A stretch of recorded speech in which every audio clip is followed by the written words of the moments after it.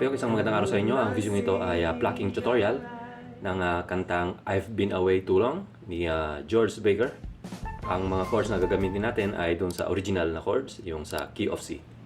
Okay, start muna tayo sa verse para matutunan natin kung paano i-play yung kanta. Then proceed tayo ng intro mamaya. Okay, play natin ng slow.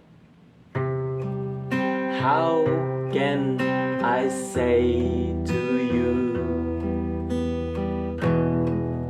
I love somebody new?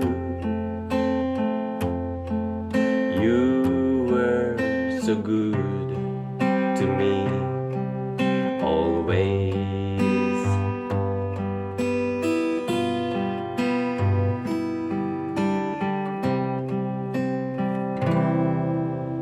Ang unang chord natin sa verse ay C chord. And for the sake ng tutorial na ito, ay try natin gumamit ng isang consistent na pattern.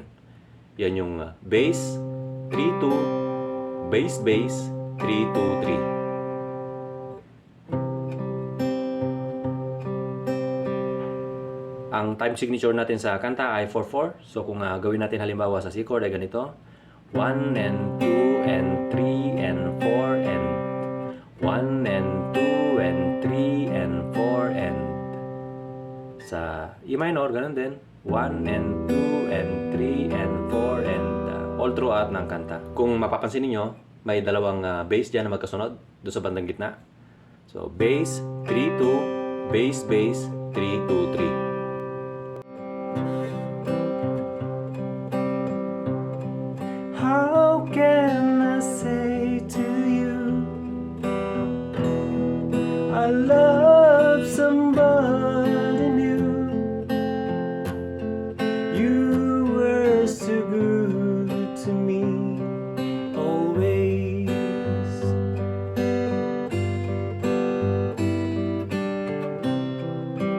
And when I see your eyes. Siya nga pala, bago ka papasok ng second verse ay may transition na melody from first verse to second verse. Ito yung part na you were so good to me always sa G. Always.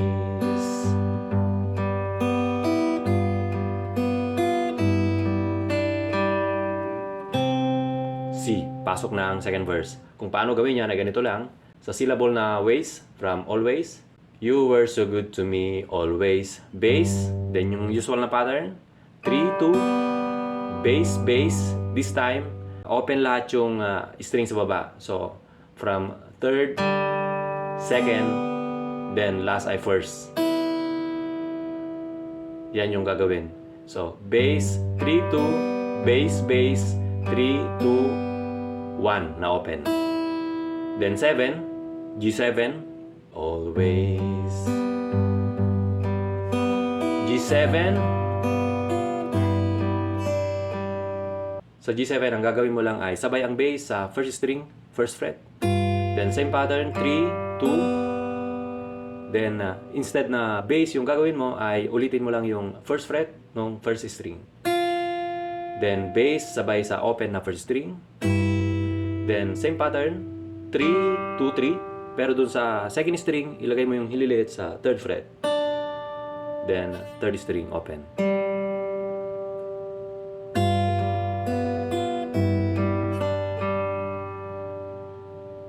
Tan, tan, tan, tan. C. Tan. And when I see. Okay, gawin natin yung second verse galing sa last part ng verse 1. You were so good to me always.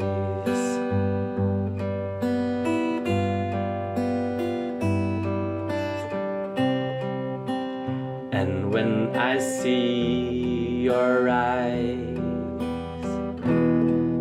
I can go on with lies.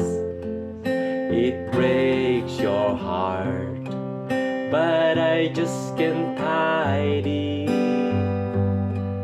Oh no. Then pasok ng chorus. Siya nga pala, bago tayo papasok ng chorus ay isingit natin sa gilid yung sa intro. Yung intro ganito lang.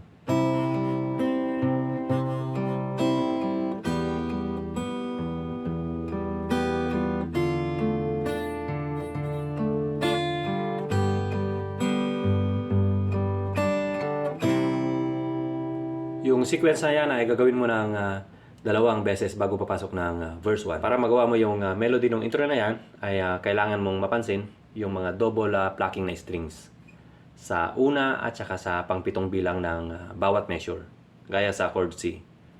Sabay ang bass sa first and second string.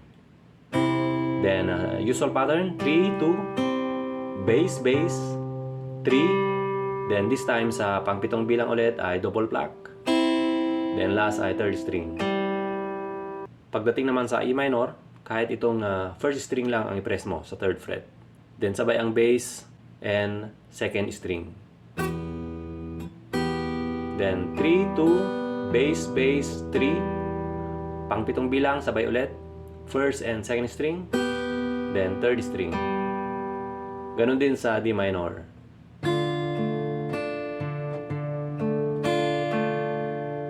Pagdating ng G, may konting pagbabago. So G, bass, bass, then third. Pagdating nung pangpitong bilang, ilagay mo yung hinliliit sa third fret nung second string. Sabay yan sa third string na open. Then last ay third string. Yan yung tunog na tan, tan, tan, tan, si, tan. Recap natin intro.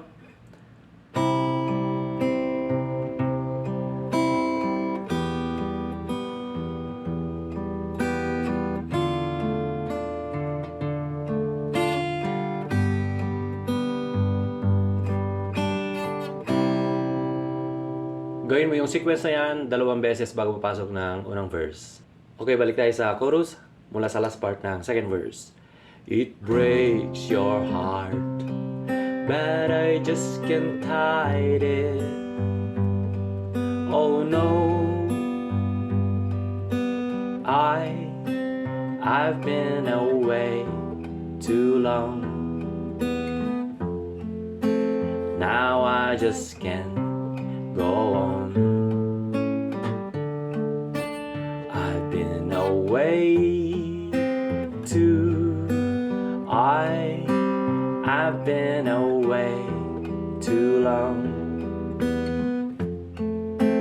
No, I can't be so strong. I've been away too long. So dyan natatapos ang ating lesson.